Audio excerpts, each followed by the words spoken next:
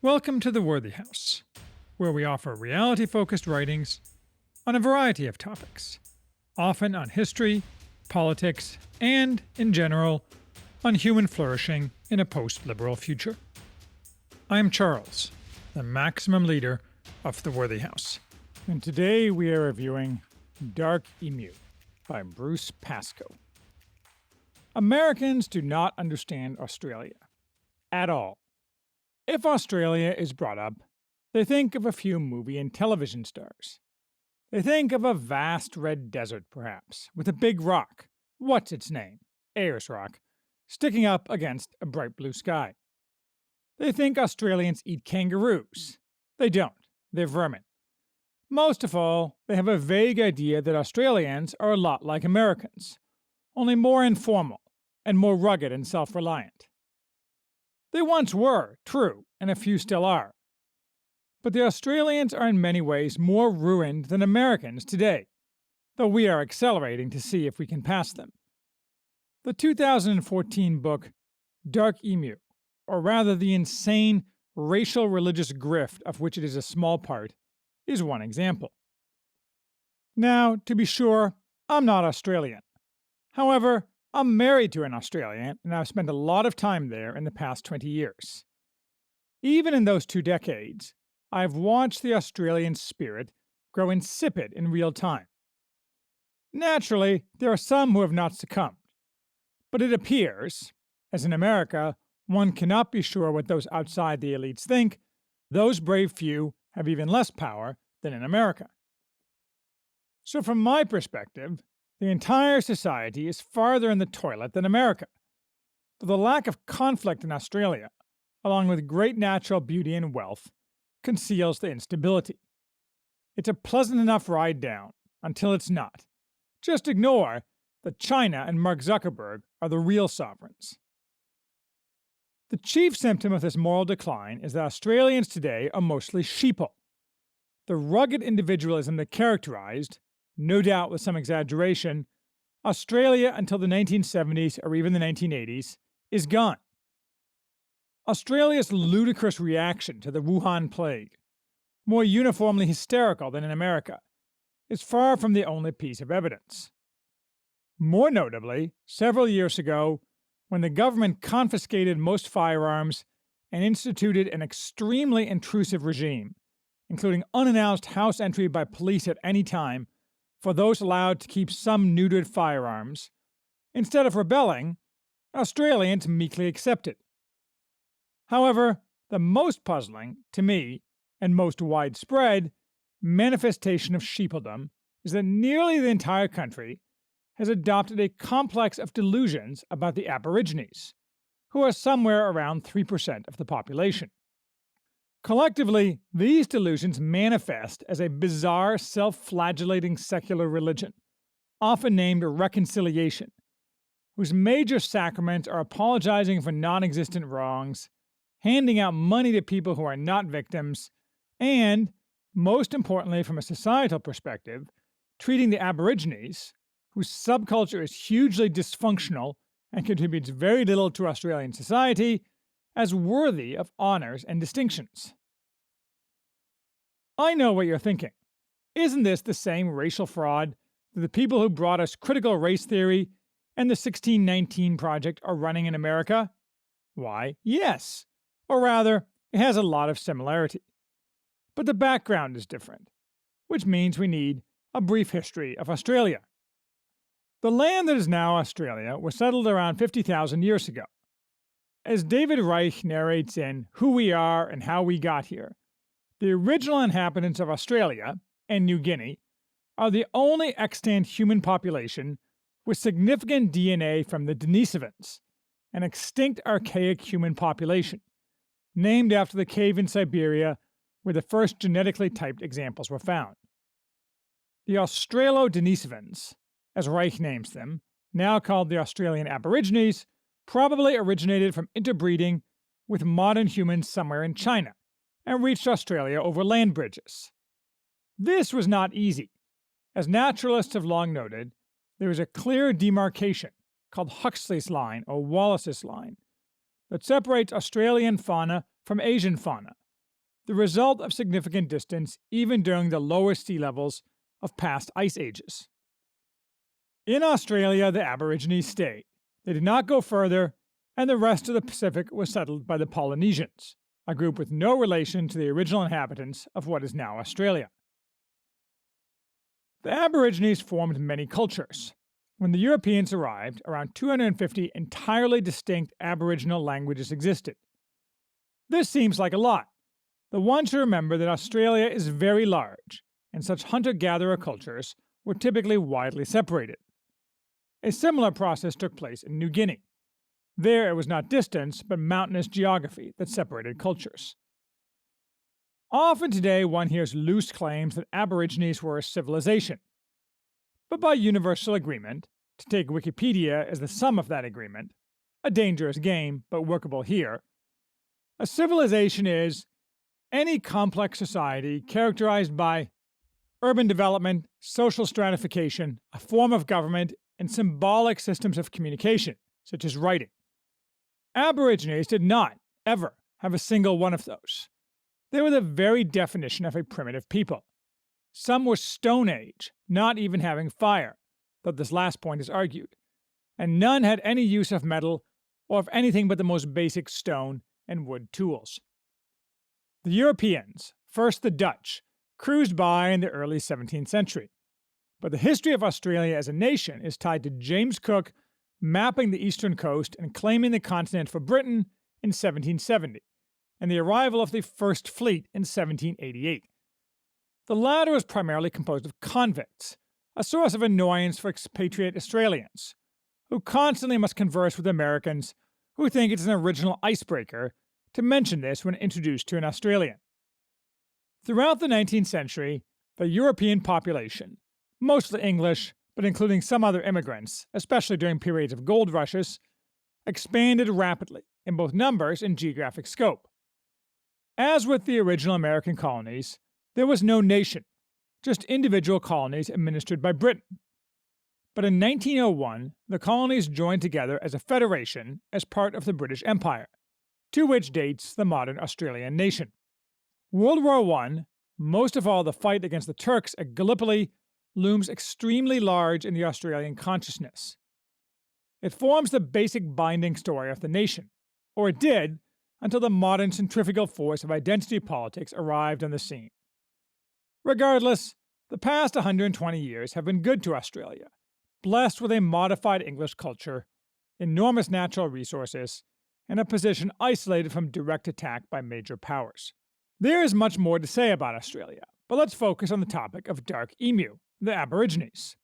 In the usual manner upon the arrival of a powerful civilization, many Aboriginal cultures went extinct due to diseases introduced by the Europeans, and those cultures that survived often, or usually, changed to something new and unrecognizable to their ancestors, as a result of Christianization and the semi-voluntary switch from a hunter-gatherer lifestyle to Europeanized agriculture. Until very recently, moreover, almost nobody studied Aboriginal cultures, and no Aboriginal people had any written records, so our only knowledge of the cultures as they were when the Europeans arrived comes from military men with a side interest in anthropology, settler diaries, and occasional references in official records, notably those of the Aboriginal Protector, an office early established by the British to guarantee the interests of the Aborigines. Almost all Aboriginal culture was, therefore, indubitably lost to history. In the 1960s, in a similar vein as the American Indians, the Aborigines, under white tutelage, began aggressively making political demands.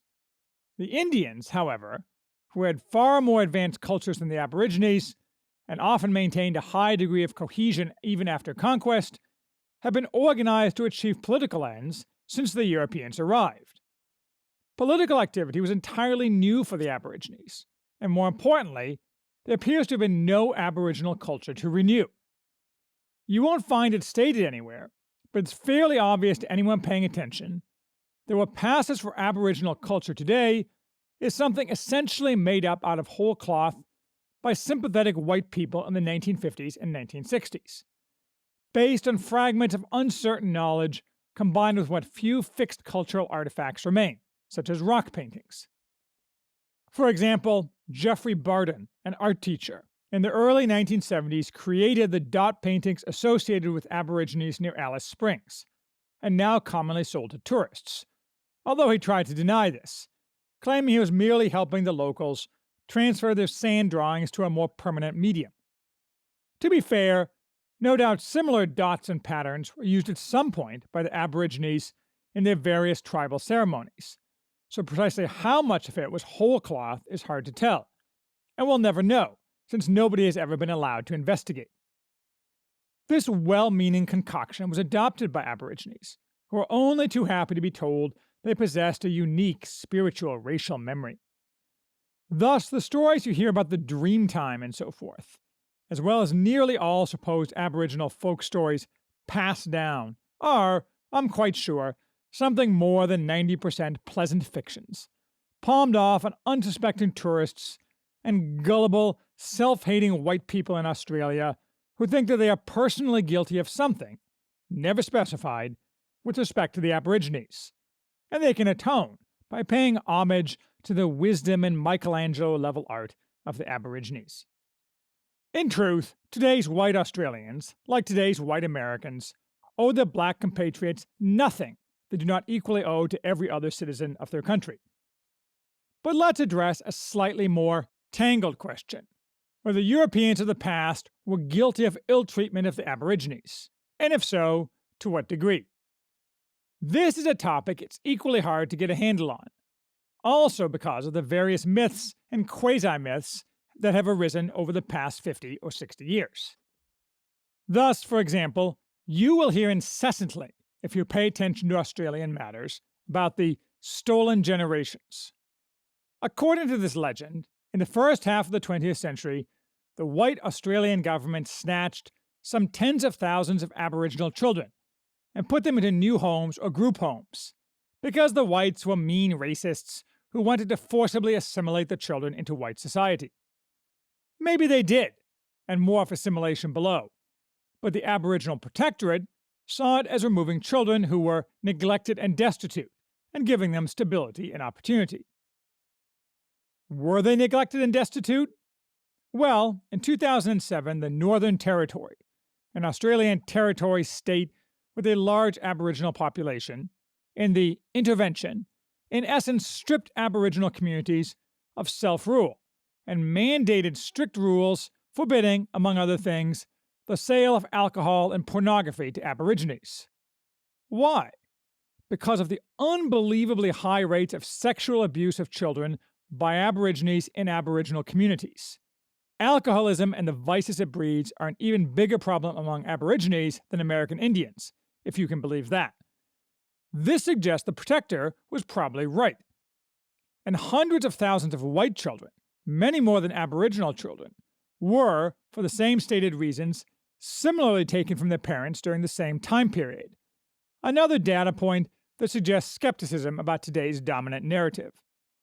Not to mention that one primary political demand accompanying whining about the stolen generations was, and is, for massive cash payments to those supposedly wronged.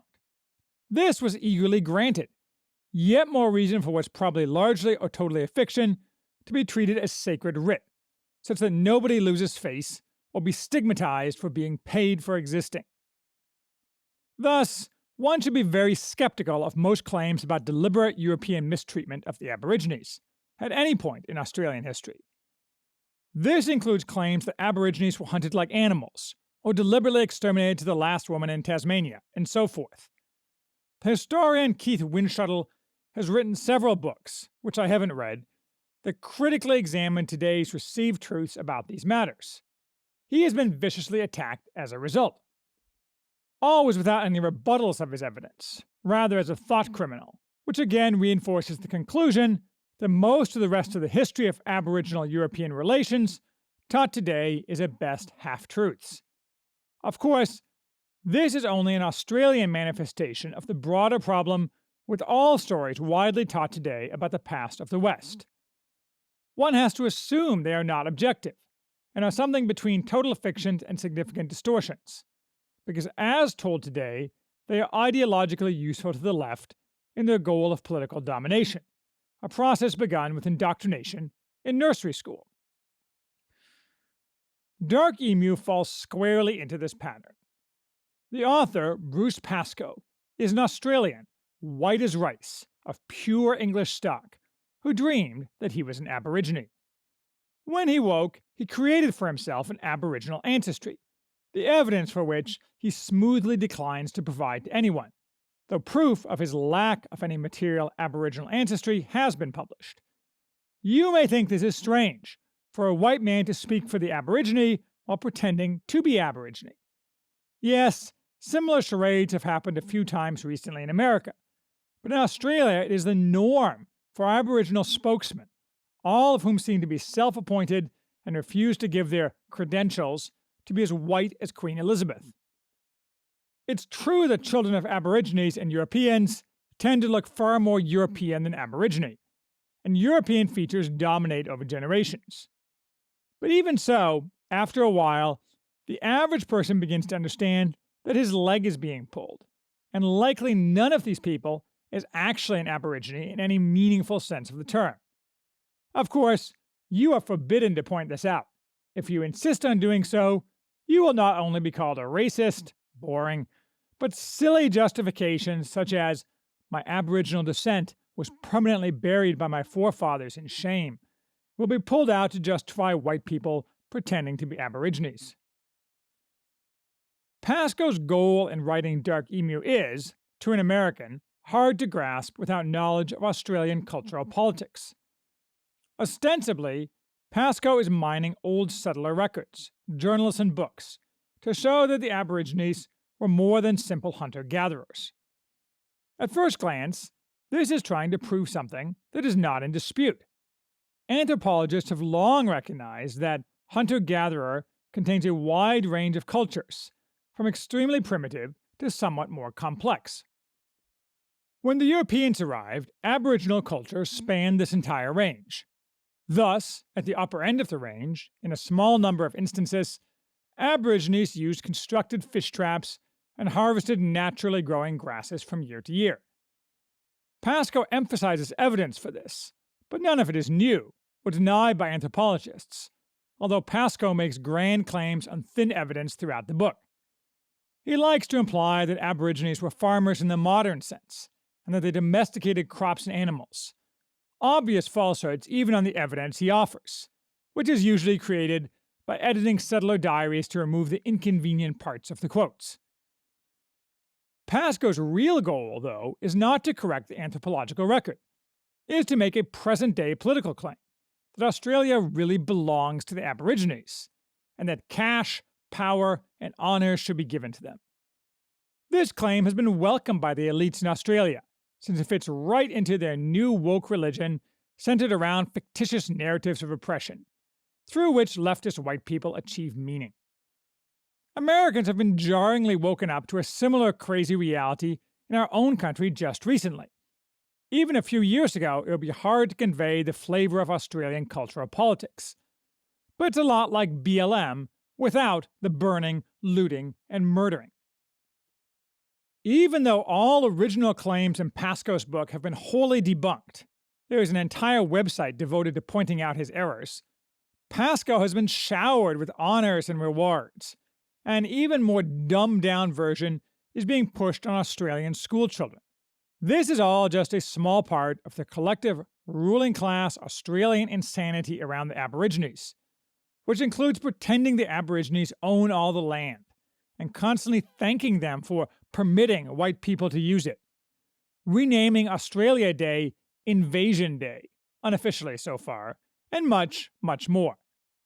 The latest clownishness, in January, was changing Australia's national anthem to pretend that Australia is not a young country, born in 1901, but the organic continuation of an illusory Aboriginal civilization, the date for which is also continuously, fictitiously pushed back, with some claiming the Aborigines have occupied Australia for 150,000 years. It's all so tedious that I won't list more examples. You can go find them yourself, if you care. As part of this typical modern woke religion, Australians are desperate to award honours and distinctions to Aborigines. Frequently, because Aborigines have accomplished very little, really nothing, that is memorable or important in Australian history, these awards tend to be collective, or to focus on subjective fields such as art. When an award is given to an individual, not uncommonly this results in embarrassment, when later a recipient turns out not only to look like a man named Sam Jones, but in fact to possess the name of Sam Jones, rather than Waram Urungundi, as he told the awards committee, whereupon everyone quickly moves on and pretends not to notice. Again, it's quite tedious, though funny to a foreigner, especially after a few drinks. And I would say strange from an American perspective, except that, as I say, we have seen massive movements in the same direction here recently. After all, we know that in any sensible society, Ta-Nehisi Coates would top out his career as a substitute English teacher at a third-rate high school, and he's probably had to buy a new house just to store the medals he gets. All societies allot honors and distinctions to some of their members. Seeking those honors and distinctions used to be the prime driver for many, if not most, men. That search is much of what drives a society forward, and the more keenly those honors are sought, the faster and higher the society goes. No society in human history, prior to the present day, has given the majority of honors to those who deserve none, because doing so is obviously destructive of the society. Yet that is what every society in the West, with only a few minor exceptions, does today, and Australia is just one example.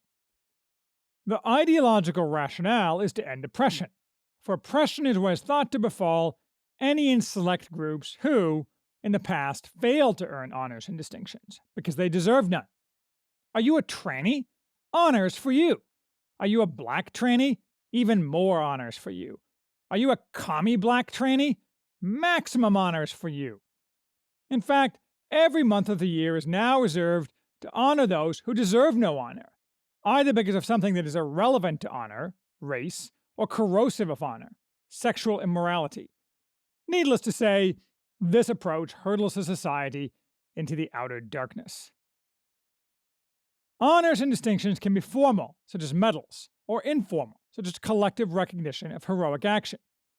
This latter is equally corrupted. For example, I discovered during Zoom school last spring, when our second graders, at a high-end private school, were talking about heroes in their social studies class. Not a single person discussed was an actual hero, or recognized by anybody as a hero in America before the modern woke era. For example, the children were lectured extensively and forced to write on one Bessie Coleman. Who, you say? She was a stunt pilot of mixed black and Indian heritage, a novelty act in the 1920s, not primarily because of her race, but because she was a woman. Although it's likely her story as told to children today is either exaggerated or contains lies, as all such stories do, maybe she was an interesting woman. She was a sharecropper's daughter and a tireless self-promoter. Maybe she could be a role model for a girl interested in a similar career, one of the 5 or so in the nation. But Coleman's was a short career. She died in 1926, falling out of a plane. Or a model for black or Indian youth, though why we would need more such celebration of racial identity is beyond me. Nonetheless, Coleman did nothing at all heroic, which means taking great risks or making great sacrifices to accomplish a highly meaningful goal benefiting others. Yet naturally, her Wikipedia article has a long list headed honors. Although, to be fair, one of them is Coleman was honored with a toy character in Season 5, Episode 11A of the children's animated television program Doc McStuffins. Our children no longer attend that school. They attend a classical Christian academy, where they learn real heroes and real history. Such silliness is possible only for a rich society that can preen itself on top of its other comforts, while ignoring those who do the real work of keeping society together and moving forward. Until they don't, because a society gets more of what it honors, and less of what it does not honor, and no society can do without real heroes. We need more William Tells and Robert Gould Shaws. We will get more Bruce Pascoes and Bruce Jenners. And to close with going back to Australia. Does Australia's arc of decline into insipidity have anything to teach Americans? I'm not sure. Cross-cultural comparisons are dicey at best, and sometimes least illuminating between cultures that appear to have commonality. However, my wife, deeply conversant in both cultures, feels strongly that Americans really are sui generis, and that even if matters appear bleak here, and we are following the Australian path, Americans will pull it out and renew the land. I'm not sure, but as someone said on Twitter the other day, the fool hath said in his heart, things will slow down next week. We can be sure we'll soon enough learn which way it's going to go. It's going to be a long summer, but perhaps one where the opportunity to begin the renewal will be offered.